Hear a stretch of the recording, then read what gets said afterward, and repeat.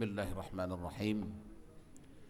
Alhamdulillahi rabbil alamin wassalatu wassalamu ala rasulil amin sayyidina wa nabina Muhammadin wa ala alihi wa ashabihi ajma'in. Allahumma rzuqna fahman nabiyyin wa hifdzal mursalin wa ilhamal malaikatil muqarrabin fi afiyati ya arhamar rahimin.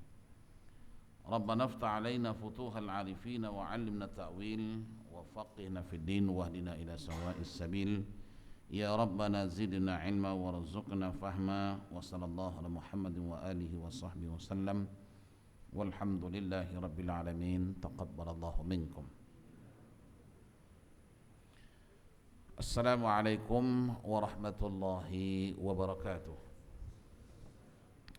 Alhamdulillahil qail a'udzu billahi minasyaitonir rajim. Qul hal yastawil ladzi ya'lamuna wal ladzina la ya'lamun innama yatadzakkaru ulul albab. Allah berfirman, yang bermaksud, katakanlah ya Muhammad, adakah sama orang yang mengetahui dengan orang yang tidak mengetahui? Sesungguhnya hanya orang yang berakallah yang dapat menerima pelajaran. Al-Quran surah Az-Zumar ayat yang ke-9. Maha benar Allah dengan segala firman-Nya. Alhamdulillah, puji syukur kita kehadirat Allah Subhanahu wa taala. Pada kali ini kita berkesempatan sekali lagi memenuhi panggilan Allah, yakni undangan Allah ke rumahnya Masjid At-Taqwa ini. Semoga kehadiran kita hari ini menambahkan lagi ibadah kita di sisi Allah Subhanahu wa taala insyaallah. Dan kita mohon kepada Allah agar setiap langkah kaki kita dalam kita menuju rumah Allah ini dijadikan satu nilai pahala di sisi Allah Subhanahu wa taala insyaallah. Kemudian kita masih lagi memperkatakan tentang menghormati ulama, orang yang lebih tua dan mereka yang mempunyai kelebihan, dan mengutamakan mereka daripada yang lainnya. Jadi menghormati ulama ini adalah diperintah oleh Allah dan Rasul. Kemudian orang yang lebih tua, irhamus saghir wahtarimul kabir, kata Rasul. Hormati, sayangi yang kecil, hormati yang tua, ya. Kemudian mereka yang mempunyai kelebihan-kelebihan, juga setelah orang mempunyai kedudukan, kita hormatlah mereka sesuai dengan kedudukannya, dan seterusnya. Di dalam hadis Nabi sallallahu alaihi wasallam yang diriwayatkan oleh Imam Muslim daripada Abu Mas'ud Al-Badri radhiyallahu anhu, beliau berkata, apa katanya? Kana Rasulullah sallallahu alaihi wasallam yamsahu manakibana fi shalah wa yaqulu istawu wa la takhtalifu fatakhtalifa qulubukum liyalini minkum ulul ahlam wan nuha thumma alladhina yalunahum thumma alladhina yalunahum. Yakni Nabi SAW pernah meluruskan bahu-bahu kami sewaktu hendak salat, sambil Nabi berkata, apa kata Nabi? Luruskanlah dan janganlah tidak lurus. Istawu, lurus. Wala takhtalifu, jangan bengkok-bengkok. Fatakhtalifa qulubukum, luruslah dan janganlah tidak lurus, karena jika kamu tidak mau meluruskan saf, hati kamu akan saling berselisih. Hendaklah orang yang dewasa dan yang berakal berada berhampiranku, kemudian orang yang di bawahnya, kemudian orang yang di bawahnya. Itu nampak. Jadi di sini Nabi mengajarkan kita orang-orang yang dewasa itu lebih diutamakan daripada yang kecil. Orang yang ada pangkat-pangkat itu didahulukan daripada orang yang di bawah. Summal ladzina yalunahum. Di sini maknanya kita disuruh menghormati yang lebih tua, kemudian yang punya kelebihan. Yang punya kelebihan di segi apa namanya? Khususnya dalam ilmu agama. Kalau kita tahu orang ni ilmu agamanya lebih daripada kita, kita persilakan dia ke depan. Umpamanya kalau dalam kedudukan imam, kalau kita tahu dia pula al-hafiz, kita baru separuh, dia sudah hafiz semua, persilakan dia jadi imam. Sebab dia tentu mempunyai kelebihan daripada kita, dan kita mesti hormati. Kemudian dia tidak kelebihan ilmu, tapi kelebihan umur. Dia lebih tua daripada kita, dia pangkat bapak barangkali, pangkat abang barangkali, berkata dia, kita mesti hormat itu. Tak kira bangsa, tak kira agama. Ya, tidak kira bangsa, tak kira agama. Kalau dia lebih tua kita hormat, respeklah ketuaan dia. Sebab dia punya kelebihan bukan dari segi duit, dari segi ilmu atau dari segi umur. Sebagaimana saya katakan, antara Umar dengan orang Yahudi kemarin itu. Kenapa Umar menghormatinya? Sebab lebih tua. Kalau segi ilmu tentu Umar kan, segi amal tentu Umar, tapi di segi tua itu Umar hormatkan dia. Jadi di segi orang tua ni lagi diambil berat. Jadi di situ nampak Nabi pernah katanya memegang bahu-bahu kami sewaktu hendak salat. Tentang pengaturan saf, luruskanlah, kata Rasulullah, jangan tidak lurus. Sebab kalau dalam saf salat itu tidak lurus, itu menandakan hati masing-masing pun tak lurus. Itu nak tengok. Saf itu merupakan satu ukuran tentang hati masing-masing. Kalau lurus, mana pun hati pun sama-sama luruslah itu. Tapi kalau bengkok-bengkok, itu maknanya hati pun sama seperti itu. Kenapa demikian? Kalau menghadap Allah kalian berani bengkok bangkak macam gitu, apatah lagi kalau di luar daripada itu. Paham itu? Kalau berdepan dengan Allah tidak menunjukkan kebersamaan, bagaimana pula kalau di luar daripada itu?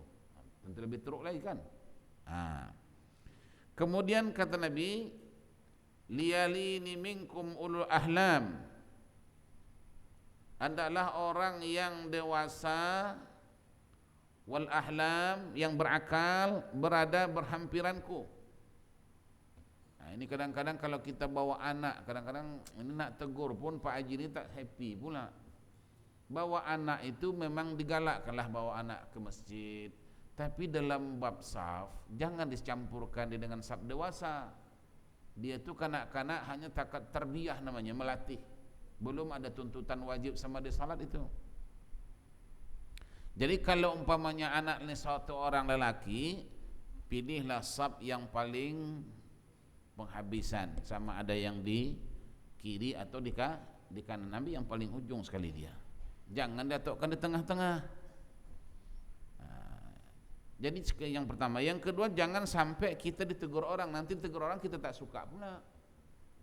Dan ini benda ni kalau tak ditegur pun hal yang salah, kan bersalah itu. Jadi pahamlah kita. Jangan pula nanti tulis surat, kita bawa anak masjid pun orang masjid pun komplain le katanya. Bukan kita komplain kau bawa anak, kita komplain bodohmu itu. Ya. Bukan kita marah. Siapa marah bawa anak? Memang kita digalakkan bawa anak pun, tapi orang pun ada peraturan. Masuk balai rakyat pun ada peraturan, betul enggak? Apalagi masuk masjid.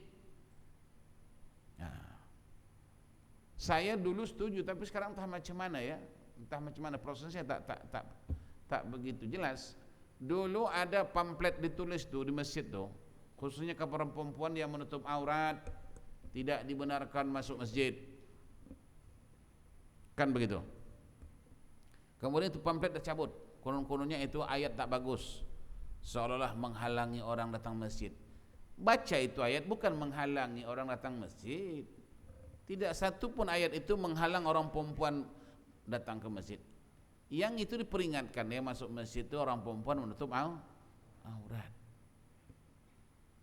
Jadi kononnya itu menyinggung perasaan. Loh, kok tersinggung? Di mana tersinggungnya itu?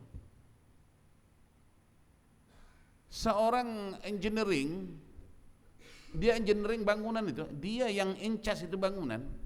Tapi kalau dia nak masuk bangun tu, nak periksa itu bangunan, di situ tulis safety first. Betul enggak? Tak kisahlah kau engineering, kau tak engineering kau pakai itu topi.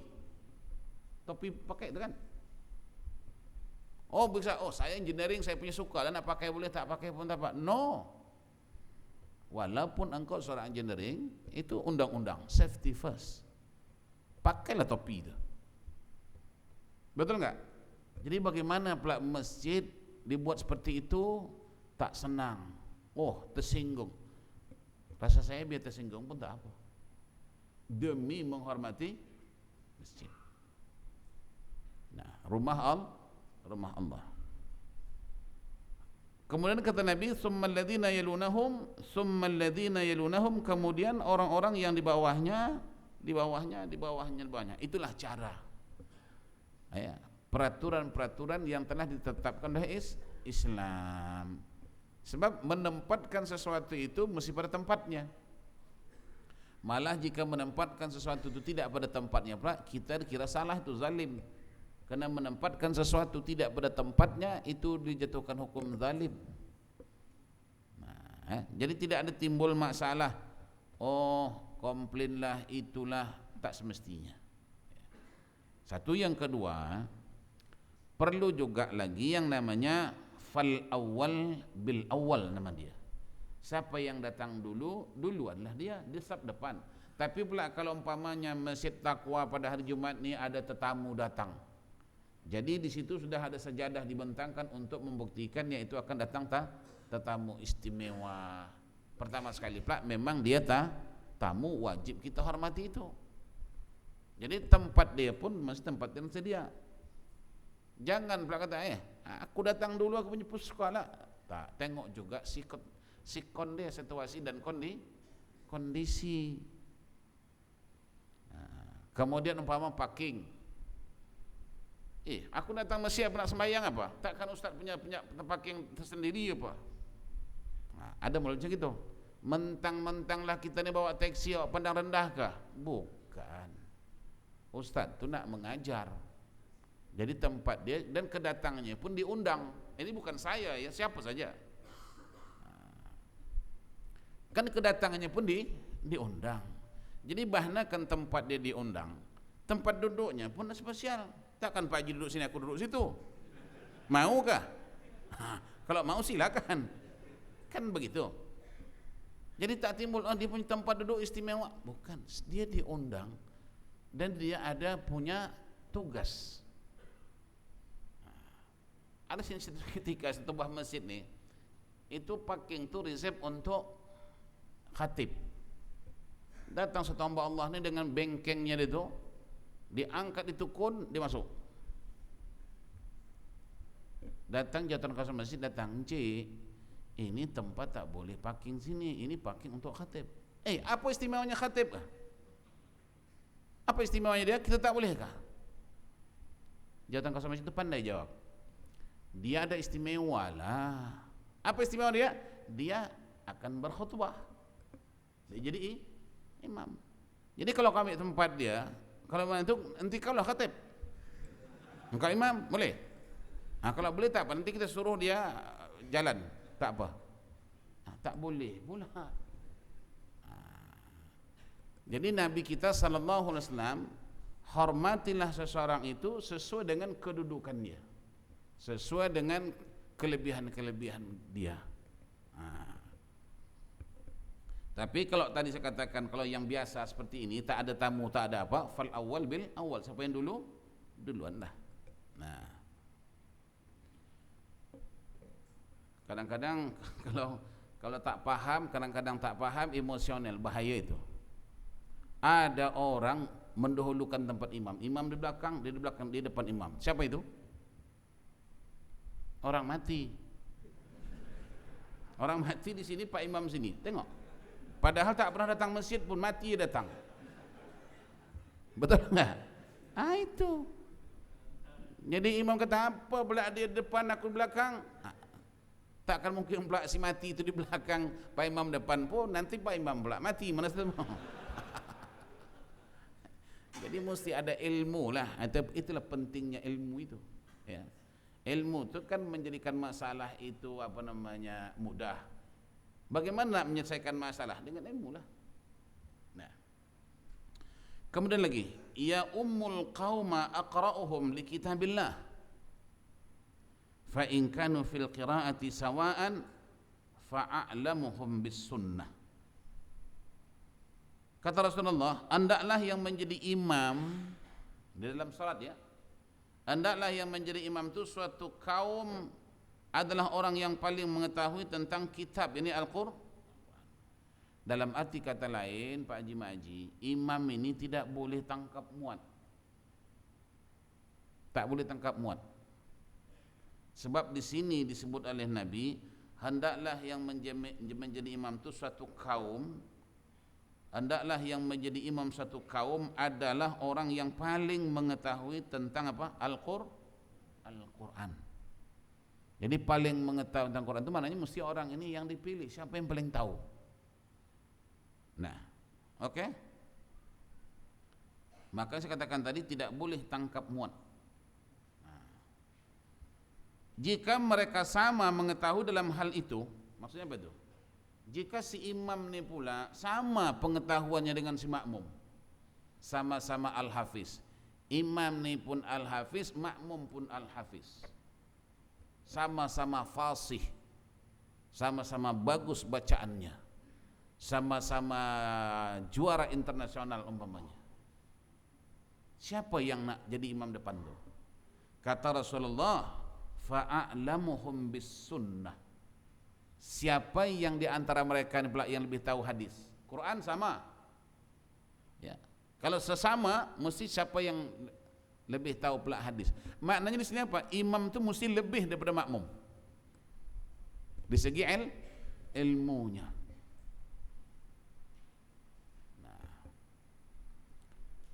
Fa in kanu fi sunnati sawa'an, katalah dua-dua pun pakar Quran, pakar hadis, antara imam dengan makmum. Siapa nak jadi imam? Kata Nabi, fa aqdamuhum hijratan, siapa yang lebih dulu berhijrah. Nah, fa in kanu fil hijrati sawa'an fa aqdamuhum sinnan, kalau mereka itu pun sama-sama berhijrah, sama-sama datang dulu, sama-sama dilantik, sama-sama bertugas, ya. Siapa nak didahulukan kalau sama? Kata Nabi, fa'aqdamuhum sinnan, siapa yang lebih tua umurnya. Wala ya'ummanna ar-rajulu ar-rajula fi sultanih wala yaq'ud fi baitihi ala takrimatihi illa biiznih. Nah, kemudian kata Rasulullah penghabisannya,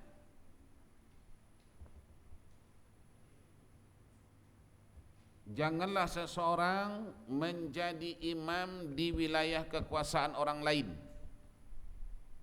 terkecuali diminta. Umpamanya kita pergi ke kampung orang, kita pergi ke kampung orang, ya.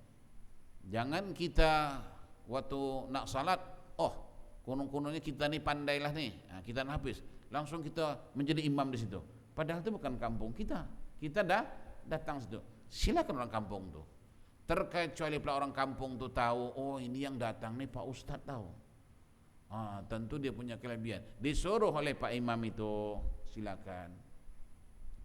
Hatta juga umpama macam saya, nak jadi imam di Masjid Taqwa ni tidak boleh suka-suka. Sebab di sini sudah ada imam yang dilantik. Terkecuali Pak Imam tahu, Pak Ustaz, persilakan Pak Ustaz, itu lain. Bukan senang-senang, ya. Itu akhlak nama dia. Jangan seseorang menjadi imam di wilayah kekuasaan orang lain, dan jangan pula duduk di tempat duduk khususnya kecuali dengan izinnya. Tempat duduk pun kita tak boleh duduk suka-suka tempat duduk orang. terkecuali izin yang punya tempat duduk itu. Umpamanya ini kan tempat duduk bos. Sekali pula kita datang ke office dia, buat kita duduk situ. Macam kita pula bos. Orang lain datang terpanjat, ini ada bos baru. Padahal kita bukan bos. Kitanya duduk di situ aja. Tak boleh. Mesti kata orang Jawa ada tata kromo, ya. Ada tata kromo. Maknanya ada rasa hormat. Ini Islam ni cantik. Jadi Islam ni bukan agama sembrono. Islam adalah agama yang penuh dengan undang-undang. Tetapi perlu juga kita ingat, kalau kita juga datang ke rumah orang, kita bertamu ke rumah orang, kemudian masuk time salat, siapa yang lebih berhak menjadi imam dalam rumah tu? Yang punya rumah. Walaupun datang tu Pak Ustaz, tapi yang punya rumah berhak. Makanya jika yang punya rumah itu meminta kepada Pak Ustaz jadi imam, Pak Ustaz jangan terus mau, mesti tuan punya rumah lah jadi imam. Saya tak bisa Pak Ustaz, kan tak mungkin tak bisa jadi imam, iya kan? Macam salat biasa aja, hanya imaman, dia imam, dia automatically dia imam. Jangan bilang tak bisa. Yang afdal jadi imam tu yang punya rumah tu, walaupun yang datang tu Pak Ustaz.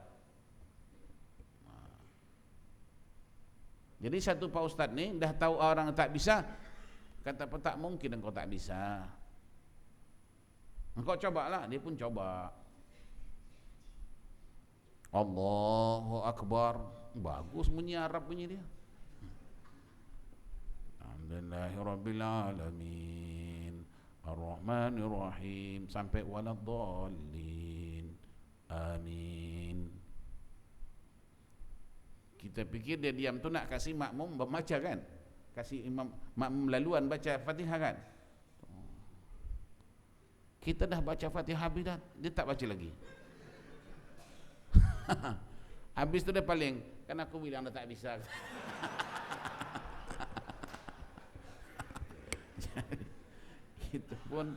Itu pun nak ambil kira juga. Jadi kadang-kadang ni bukan soal tak bolehnya ni, kadang-kadang grogi, ya kan? Groginya lebih. Saya pernah salat di belakang seseorang, sebab saya agak lambat, tapi saya dapat bermakmumkan dia Allahu Akbar. Kebetulan pula dia seorang, jadi saya sebagai makmum tak akan berdiri belakang dia kan, berdiri di sebelah dia lah.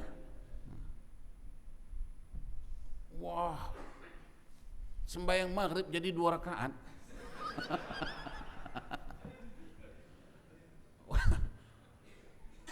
Jadi 2 rakaat jadi imam dia, habis itu dia cabut. Tak jumpa lagi kemana pergi dia. Pasal sama dari di sebelah dia. Bahaya juga ya. Ya sama aja, tak ada apa-apa lah ya. Biasa aja imam, kau tak apa yang kita grogi-grogi, tapi itu makanya nak biasakan. Memang grogi ini tidaklah pelak biarlah kita jamin tak semua orang tak grogi, ada yang grogi kadang-kadang dia boleh jadi tak boleh. Pasal groginya itu menyebab tak boleh. Satu Pak Haji dipanggil kenduri. Itu Pak Haji cerita dengan saya. Dia dipanggil, dia kata, "Ustaz, saya sengaja lambatkan datang. Maknanya dah kira-kira majlis nak makan saya sampailah. Jadi begitu saya lama datang, yang punya rumah tunggu juga. Akhirnya saya datang, Pak Ustaz, dia bilang. Datang. Assalamualaikum, waalaikumsalam. Saya masuk je pintu tu, katanya saya dah lutut dah menggigil dah. Pasal apa? Dia yang disalam ini, salam semua dia kenal, kaki makan bukan kaki doa punya. Dia kenal ni. Dalam hati memang mesti aku yang doa, mesti aku yang doa. Betul lah. Begitu dia duduk, yang punya rumah pun datang salam Pak Haji. Pak Haji, ini ada kenduri hajat. Doa selamat. Saya kata Pak Haji itu dah gelap. Gelap dia punya mandang, pitam dia sekejap. Padahal bukan tidak boleh dia. Boleh, tapi groginya itu menjadikan tak boleh. Betul kata Ustaz, Rabbana atina itu pun blank. Bayangkan tuh. Tak hafal langsung, tak hafal satu-satu doa pun tak hafal. Grogi punya pasal. Jadi lain kali Pak Ustaz, kalau ada orang panggil kenduri, saya telepon, dia tanya, ada yang baca doa tak? Kalau ada kata yang punya rumah tu, saya datanglah tu. Kalau yang punya rumah tu kata tak ada, Pak Haji lah yang baca doa, saya nak pastikan. Kalau saya baca doa, saya boleh tak baca buku? Kalau boleh saya datang, kalau tak boleh saya tak datang. Itu makanya juga Pak Haji, saya katakan doa-doa kenduri itu perlu. Bayangkan kalau dah Pak Haji dah pergi haji, tak orang tak kita, orang panggil kita kenduri, takkan kita nak cari Pak Lebay, ada Pak Haji, mesti kita minta doa siapa? Pak Haji. Itu dah kehebatan Pak Haji tu. Saya pesan itu, dah pergi haji, doa mesti nak hafal sikit-sikit lah. Jangan pula bantaikan doa labbaik Allahumma labbaik tu. Labbaik Allahumma labbaik. Ini apa barang doa ke? Habis habiskan la syarika lak innal hamda wan ni'mata lakal mulk la syarika lak Allahumma hdini fi man hadait. Dah bantai pula kunut pula. Jangan. Makanya di kampung saya tu Pak Haji, kalau anda sudah berani pakai songkok putih, itu dah kira boleh berdoa kenduri dah. Kalau tidak jangan pakai. Aib. Ya. Ada undang-undang kampung saya, undang-undang begitu. Kalau dah haji, engkau pakai songkok putih. Kalau engkau haji pakai songkok hitam, itu pun orang kampung tak hormat. Apalah dia ni, dah pergi haji pakai songkok hitam lagi. Hebat orang kampung saya tu. Jadi saya kalau saya balik kampung malam-malam tak pakai songkok putih, pakai songkok hitam aja. Ya. Hebat dia orang. Walaupun itu bukan hukum, tapi ada baiknya lah, supaya kita tu berhati-hati, berharga di pandangan orang ramai, ya. Nah, jadi melalui hadis ini jelas bahwa yang menjadi imam, khususnya imam salat, adalah orang pilihan. Malah ada lagi dalam hadis sambung ini, kalau tadi dia umur sama, baca Quran sama, semua sama, apa nak pilih lagi? Ada hadis Nabi kata lagi, fa ahsinu wajhan. Sampai begitu sekali. Mesti kau nak pilih orang yang, siapa pula yang lebih handsome? Sampai begitu. Kalau dua-duanya sama-sama bintang film Hollywood juga, sama-sama handsome, maka ada hadis Nabi kata, siapa di antara itu istrinya yang lebih baik, yang lebih cantik? Rupa-rupanya Pak Imam ni istri di rumah pun berpengaruh juga. Allah, ini imam di masjid ya. Allahu Akbar. Bismillahirrahmanirrahim. Nanti balik ke rumah gigi istri pula tercabut. Allah. Dia boleh fikir kepada istri. Oleh kerana itu, siapa istrinya yang lebih cantik? Dalam arti kata lain, bahawa imam itu mesti ada kelebihan daripada yang lain. Tak boleh sembrono. Itu kadang-kadang kalau kita tengok masjid-masjid di Singapura ni, ya, semua kita mengakuilah bahawa masjid-masjid Singapura ni memang canggih-canggih. Jadi saya kalau tengok Pak Imam yang tak canggih-canggih ni, saya pun agak kurang senang sikit lah. Kita nak sesuaikan dengan masjidnya. Masjid Singapura ni sudah layak menjadi imamnya Al-Hafiz. Ya. Jangan lagi yang punya kelulusan yang baik, yang tahu bahasa Arab, yang tahu bahasa Inggris. Betul-betul kedudukan imam itu berharga. Kemudian dengan gaji yang cukup. Ini kadang-kadang bab gaji ni, minta maaf lah, masjid-masjid belum sesuai lagi gaji imam. Kita mesti nak upgrade itu gaji-gaji imam. Ya. Sebab apa? Imam memimpin, punya kedudukan. Malah sekarang tengok ya, Singapura MUI sudah menaikkan taraf imam. Imam di samping dia imam masjid, dia menjadi naib kadi. Ya kan? Naib kadi. Kedudukan dia. Makanya Pak Haji tak boleh dekat-dekat dengan Pak Imam. Sebab Pak Imam tu naib kadi, nanti dia bisik-bisik, dia minta tu imam tu kawinkan dia. Jangan, ya. Tok Kadi itu pangkat. Kemudian apalagi sekarang gaji perlu dinaikkan, perlu ditambah. supaya dia konsentrate. Jadi dia tak ada pikiran lain. Itu apa nama itu, Imam Sudais itu, Imam Mekah itu, 1 bulan gaji berapa itu? 350.000 rial. Gaji imam memang sesuai dengan kedudukannya Al-Hafiz, tahu apa namanya kedudukan sebagai seorang doktor, tahu bahasa Arab, bahasa bahasa Inggris sebagainya. Jadi kita mesti nak menghargai imam. Makanya kadang-kadang masjid-masjid kalau imam tu gaji sikit, ayat pendek. Ayatnya subuh qul huwallah, zuhur 5 waktu semua qul huwallah. Jadi satu makmum tanya, Pak Imam, kenapa Pak Imam masakan jadi imam ayatnya pendek-pendek imam? Adakah itu sunnah Nabi imam? Kata Imam itu bukan sunnah Nabi, sunnah gaji. Gaji pendek, ayat pun pendek. Gaji sebulan makan seminggu, pendek kan? Pendek lah. Itu makanya imam mesti nak servis betul. Saya pernah jadi imam, saya faham lah. Jadi imam ni bukan mudah. Kadang-kadang nak jemputan kawin pun tak boleh. Baru nak sampai ke tempat majlis kawin dah masuk waktu zuhur. Kalau kabut dia balik jadi imam, betul tak? Kemudian nak pergi dah masuk waktu asar. Tak ke mana-mana. Duduk aja lah. Time begitu sempit sekali jadi imam. Nah, kemudian dia menghafal Quran. Kita orang-orang yang hafal Quran ni Pak Haji, kita mesti nak respect. Betul. Bukan senang itu hafal Quran. Kita pegang Quran tu tebal segini dalam kepala orang ini, hebat itu luar biasa. Hormatilah orang yang hafal Quran ni. Sebab Nabi sallallahu alaihi wasallam berkata, orang-orang yang hafal Quran ni nanti dia mati, tanah pun tak sentuh tubuh dia. Subhanallah. Jadi kalau ada orang yang memperlekehkan Al-Hafiz itu, saya cukup marah lah. Jangan diperlekeh itu. Sepatutnya kita menggaji orang-orang Al-Hafiz ni. Macam Malaysia, itu rakyat-rakyat yang Al-Hafiz semua digaji kerajaan. 1 bulan berapa? Gaji. Sebab itu termasuk aset negara kan. Bayangkan kalau setiap masjid itu imamnya semua Al-Hafiz dengan bacaan yang baik, subhanallah.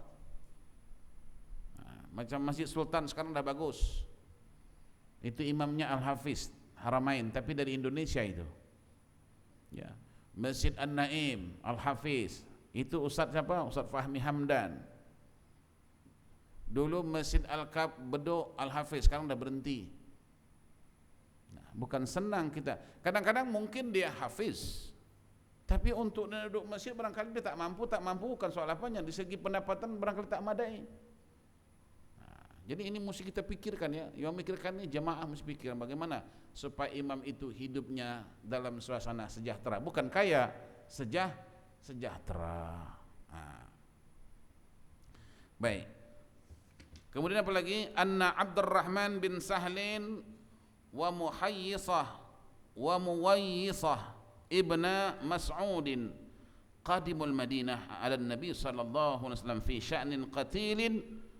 فذهب عبد الرحمن يتكلم فقال صلى الله عليه وسلم كبر وهو أحدث القوم فسكت فتكلم.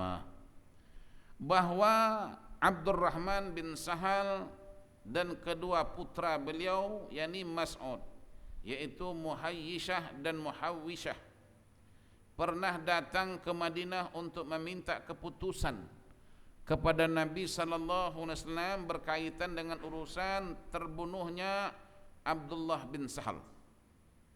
Setelah sampainya di sana, Abdurrahman lalu mula berbicara terlebih dahulu. Melihat hal itu, Nabi sallallahu alaihi wasallam bersabda, hendaklah yang lebih tua yang mula berbicara dulu. Si Abdurrahman bin Sahal ni mati terbunuh. Kemudian ada anak dia, dua orang lelaki menemui Rasulullah sallallahu alaihi wasallam untuk nak mempersoalkan tentang kematian bapaknya ni Abdurrahman bin Sahal. Begitu mereka menghadap Rasulullah sallallahu alaihi wasallam, maka berbicaralah salah seorang di antara mereka adik-beradik. Maka ketika itu Nabi sebelum mereka ni melanjutkan pembicaraannya, Nabi bertanya, siapa di antara kalian berdua ni yang lebih tua? Rupanya yang lebih tua itu adalah Muhayyasah. Maka kata Rasulullah, mulai yang tua bicara dulu. Abang duluan bicara, baru adik. Itu tata tertib, menghormati yang lebih tua. Kalau pula ternyata yang lebih tua itu boleh bercakap. Kadang-kadang tua aja bercakap tak tahu, ya kan? Itu banyak itu.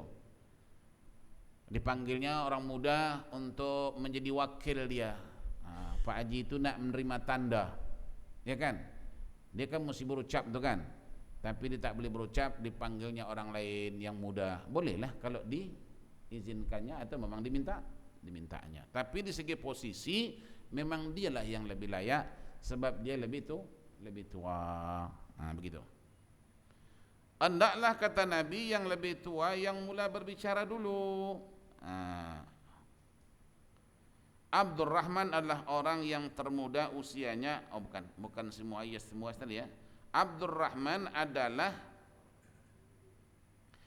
orang yang termuda usianya di antara ketiga orang tersebut. Setelah mendengar sabda Nabi SAW tersebut, dia pun diam, sementara Muhissah dan Huwaisyah mula berbicara terlebih dahulu. Jadi di sini apa yang kita dapat hukumnya bahwa apa hal pun yang tua lebih dahulukan dalam perkara-perkara yang bersangkutan dengan masalah-masalah apapun, yang tua kita minta dulu bicara. Nah, itu adab. Arani fil manami atasawwaqu bisiwakin faja'ani rajulani ahaduhuma akbar min al-akhar fanawaltu as-sawakal asghar faqila li kabbir fadafa'tuhu ila al-akbar minhuma wa dzakara muslimun fi awali sahihihi ta'liqan faqala dzakara an Aisyah radhiyallahu anha annaha qalat amarana Rasul sallallahu alaihi wasallam an nunzilan nasa manazilahum. Aku, kata siapa ini? Ibnu Amr. Ya. Aku melihat dalam mimpiku. Yakni Ibnu Amr melihat dalam mimpi. Mana mimpi? Melihat dalam tidur tu, ara fil manami itu maknanya mimpi. Mimpi bahwa aku bersiwak. Bersiwak maknanya bersugi. Lalu datang dua orang kepadaku yang salah satunya lebih tua daripada yang lain. Ini proses mimpi dalam mimpi. Aku pun katanya hendak memberikan siwakku kepada yang lebih muda daripada keduanya. Namun lalu dikatakan kepadaku, berikan kepada yang lebih tua dahulu. Aku pun, kata Ibnu Amr, memberikannya kepada yang lebih tua. Muslim juga mengeluarkan satu riwayat di muqaddimah kitab sahihnya secara muallaq, yaitu daripada Aisyah radhiyallahu anha, bahwasanya dia berkata, Rasul sallallahu alaihi wasallam telah memerintahkan kita untuk menempatkan orang sesuai dengan kedudukannya. Jadi ini tadi tentang, ini juga hadisnya hampir sama dengan yang tadi, mendahulukan yang tua. Seperti kata si Amr tadi, dia mimpi dalam tidurnya, dia tengah bersugi. Tahu-tahu katanya datang dua orang laki-laki. Mungkin yang dua ni pun adik-beradik ya. Lalu aku, kata si Ammar, memberikan sugiku kepada yang kecil, kepada si adian lah begitu. Lalu dalam mimpi itu juga dia ditegur, berikanlah lebih dahulu kepada yang lebih tua. Jadi hadisnya hampir sama, cuman dia punya ayat yang berlainan. Di sini hadis ini menuntut kepada kita yang tua hendaklah dihormati terlebih dahulu. Di situ sebut apa? amarana Rasulullah sallallahu alaihi wasallam an nunzilan nas manazilahum, yakni hendaklah kamu memerintahkan kita untuk menempatkan orang sesuai dengan kedudukan dia. Laqad kuntu ala ahdi Rasulillah sallallahu alaihi wasallam ghulaman fa kuntu ahfadhu anhu fama yamna'uni minal qawli illa an hahuna rijalan hum asunnu minni. Sebenarnya pada masa Rasul sallallahu alaihi wasallam masih hidup ya, pada masa Nabi masih hidup, aku, kata Samurah bin Jundub, adalah seorang remaja yang banyak hafal hadis baginda. Jadi Samurah bin Jundub ini dia anak muda tapi banyak hafal hadis. Namun tidak ada yang menghalangku untuk meriwayatkannya, melainkan pada saat itu aku melihat ada beberapa orang yang usianya lebih tua daripada aku. Hanya itu saja. Dia hafal hadis, bermakna itu ada ilmu dia, ya kan? Tapi walaupun dia hafal hadis, di dalam majelis itu ada yang lebih tua, maka dia dikebelakangkan, yang tua ini dikedepankan. Jadi bukan di segi ilmu itu, tapi di segi tua. Nah, kadang-kadang kan banyak juga begitu anak-anak muda yang berilmu, ya. Tapi di situ ada juga orang tua. Sepatutnya orang tua itulah yang ke depan.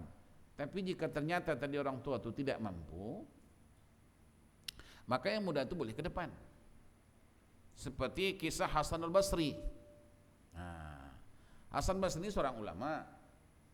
Kemudian dia duduk dalam majelis muridnya yang mengajar. Macam saya ini muridnya, tok guru duduk depan.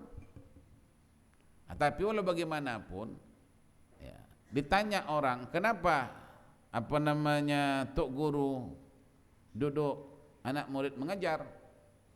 Kata tok guru itu, memang itu merupakan kebenaran dariku. Terkecuali ada dapat keizinan, ya, tempat keizinan. Kalau tak dapat keizinan, kita perlu minta izin. Kemudian satu ketika juga Hasan Basri ini duduk dalam majelis muridnya. Lalu ada orang menghampirinya sembari bertanya, tok guru, apa sih perlunya tok guru duduk dalam majelis ustaz itu? Apakah yang dikatakan ustaz tu tok syekh tak tahu? Kata tok syekh ni, kata Hasan Basri ini, bukan soal tak tahu. Kata Syekh Hasan Basri, bukan soal tidak tahu. Semua yang dikatakan ustaz tu saya lebih dulu tahu. Malah ustaz tu pun, kata Hasan Basri, adalah murid saya. Jadi di situ apa yang Hasan Basri mau ambil daripada ustaz pada murid itu? Kata Hasan Basri, soal ilmunya itu aku lebih dulu tahu. Tapi ada sesuatu yang tidak boleh didapat daripada ustaz itu, melainkan dapat daripada Allah. Apa dia? Apa dapat? Mendapat rahmat. Mendapat rahmat. Umpamanya macam murid mengajar tok guru di depan. Bermakna tok guru tu bukan dia tak tahu apa yang diajar murid itu, cuman dia nak mendapatkan rahmat. Ilmu dia sudah ada, tapi rahmat dia maukan. Ini maksudnya, jangan pelak nanti mentang-mentang kita tok guru, mentang-mentang kita ustaz besar, sekali pensyarah ni budak-budak umpamanya pakatlah murid-murid dia belah angkat kaki dengan alasan Allah itu murid-murid saya semua. Oh, tak boleh macam itu. Mungkin ilmunya kamu tahu, tapi rahmat daripada Allah kau tak dapat. Ya kan? Sama juga mungkin apa yang hadis yang saya bacakan tadi, Bapak Ibu pernah mendengar bahawa orang-orang tua hendaklah didahulukan. Itu yang disampaikan ustaz itu dah lama saya dengar dah. Bermakna orang tua ada ilmu itu. Tapi walau bagaimanapun dia duduk dalam majlis ni, dia mendapat rahmat. Sebab rahmat tidak boleh dapat daripada tok guru, melainkan rahmat itu dapat daripada Allah Subhanahu wa ta'ala. Oleh kerana itu orang dulu, ulama-ulama dulu, dia tidak tengok siapa yang mengajar itu. Sebagaimana saya katakan tadi, mungkin orang mengajar itu murid-murid dia saja, tapi dia duduk dalam majlis muridnya itu, dalam majlis ilmu itu, sebab dia mengharapkan barakah daripada Allah Subhanahu wa ta'ala. Nah, Makanya kita yang mengaji ini, pengaji Pak Haji, dua-dua kita dapat, ilmu kita dapat, barakah kita dapat. Ilmu dapat, barakah dapat. Ilmu dari tok guru, barakah daripada Allah.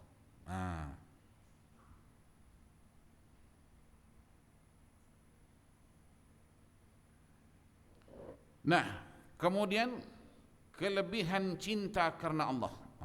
Cinta karena Allah. Tadi saya mengajar pagi ada pertanyaan. Dia kata begini, sekarang ini orang-orang sekarang, Ustaz, anak-anak muda sekarang ini kalau nak berkahwin mesti melalui kursus KBRT, kursus bimbingan rumah tangga. Bermakna Pak Ustaz, mereka ini adalah pasangan yang berilmu, sebab setidak-tidaknya ada kursus. Tapi dia kata, kenapa sekarang ini juga banyak perceraian berlaku? Itu pertanyaan itu. Maknanya sepatutnya mereka ini adalah pasangan yang ideal lah, sebab ilmu pun ada sebelum kursus, sebelum kahwin ikut kursus. Makji dulu mana ada kursus-kursus? Betul enggak? Malah nak jumpa dengan Pak Haji pun tak pernah. Betul enggak? Itu namanya cinta di pelaminan. Cinta di pelamin. Hari sama waktu nak bersanding tu dah ada gelebak-gelebuk. Sebab ini pengantin perempuan yang duduk pelamin ni memang dia tak pernah tengok muka suami dia ni. Orang kampung dulu duduk pelaminan, duduk bersama, duduk bersanding, itulah hari duduk bersama. Selama-lama ni tak pernah tepi pantai. Bukan macam budak sekarang, di atas motor, tepi pantai. Pantai tu boring tengok dia. Ya kan? Nah, waktu Mak Haji duduk di pelaminan tu, Mak Haji ni pura-pura mata pejam, tapi dia jelit-jelit juga. Dia nak tahu macam mana bentuk suami aku ni. Berkumis kah? Hidung mancung kah? Sangkin kan tak pernah dia melihat suaminya tadi itu. Tapi pula kekal, anak berbelas-belas orang, usahakan nama bercerai bertengkar pun tidak. Betul enggak? Dibandingkan budak-budak sekarang. Jadi kenapa Ustaz selalu bercerai? Saya jawab mudah saja. Kita apa-apa hal pun kita nak rujuk dengan Rasulullah. Betul enggak? Rasulullah berkahwin dengan Sayyidatina Khadijah. Itu Sayyidatina Khadijah sudah menjadi ibu tunggal 2 kali. Betul enggak? Dan waktu itu bukan tidak ada anak-anak perempuan darah yang maukan Nabi. Yang terang-terangan mau dengan Nabi pun ada. Yang menyimpan perasaan dalam hati pun ada. Tahu-tahu baginda sallallahu alaihi wasallam berkahwin dengan Khadijah. Banyak waktu itu perempuan yang gila. Sebab menaruh perasaan. Nah, persoalannya kenapa Nabi tertarik dengan Khadijah? Ini ceritanya sebenarnya bukan tarikan. Ini bukan tarikan nafsu. Nabi tertarik itu adalah atas wahyu Allah. Itulah yang menjadikan kekal itu. Karena Allah itu. Bukan karena lawa, karena kaya. Kalau kena kawin tu kena lawa, sampai bilang kau lawa. Dulu engkau manis, sekarang kau kencing manis. Betul enggak? Oh, dulu saya kawin dengan awak kena awak handsome. Sekarang awak bukan handsome, hancing. Cerailah kalau begitu. Tapi kalau kena Allah, tuan-tuan, tidak berpisah, melainkan dipisahkan karena Allah itulah. Jadi sekarang ni kawin nafsu. Habis nafsu, samalah hadis Melayu, habis manis sepah dibuang. Sebab bukan kena Allah. Itu yang pertama. Yang kedua, di samping kita suami, istri, anak beranak, keluarga berkeluarga, masyarakat bermasyarakat, memang kita digalakkan mengasihi, mencintai di antara satu dengan yang lain. Tapi mesti ada ibu cinta. Tengok ya, kalau kunyit ada ibu kunyit namanya kan. Dan ibu-ibu yang lain tu. Lebah tu pun ada ibu lebah. Okey? Ratu lebah. Jadi bagaimana kita nak mengekalkan kasih sayang di antara kita sesama kita, khususnya suami istri, anak beranak, keluarga dan seterusnya. Syaratnya yang kedua mesti ada.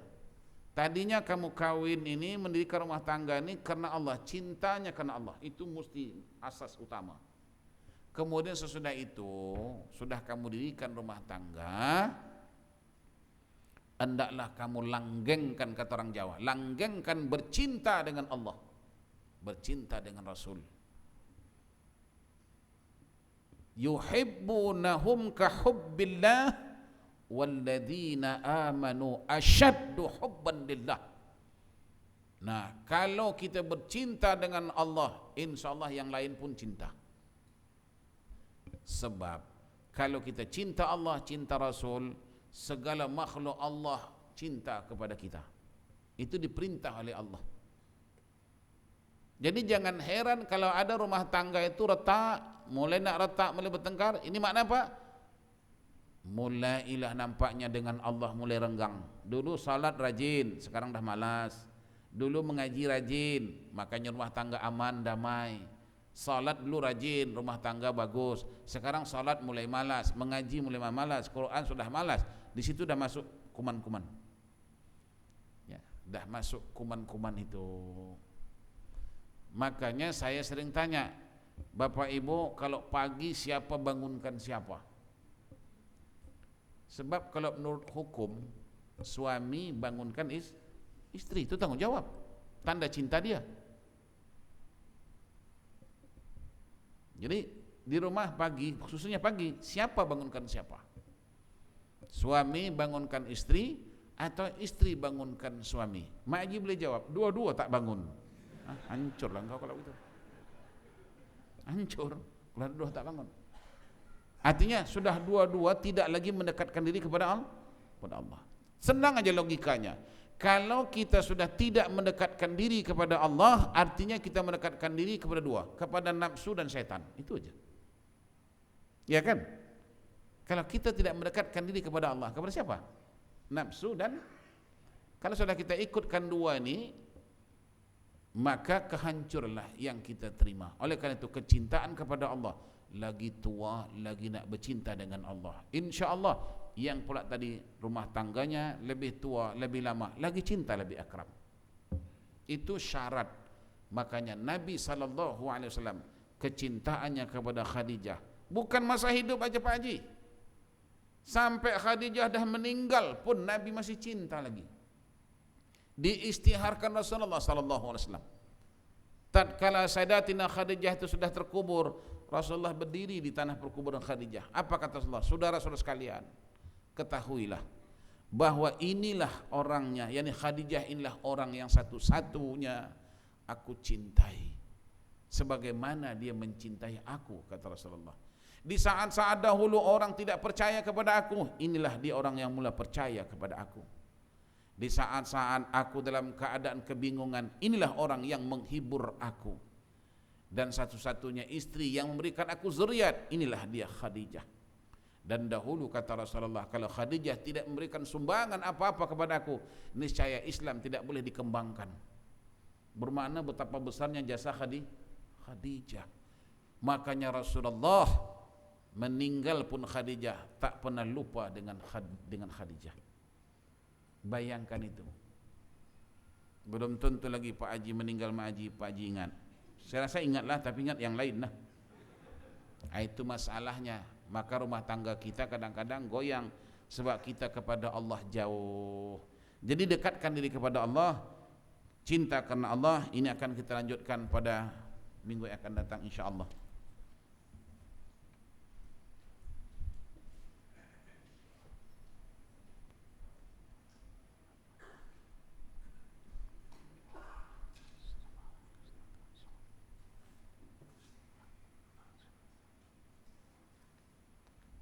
Nah, di sini pertanyaan berbunyi, Ustaz, saya nak minta tolong Ustaz terangkan serba ringkas tentang seorang Maulana Syekh Muhammad Nazim An-Naqsyabandi. Terus terang saya jawab, saya tidak kenal ini orang dan saya tak tahu pengajarannya dan saya tidak pernah ikuti, ya. Jadi saya tak boleh menjawab kalau tidak pasti saya tahu. Ya. Mohon maaf.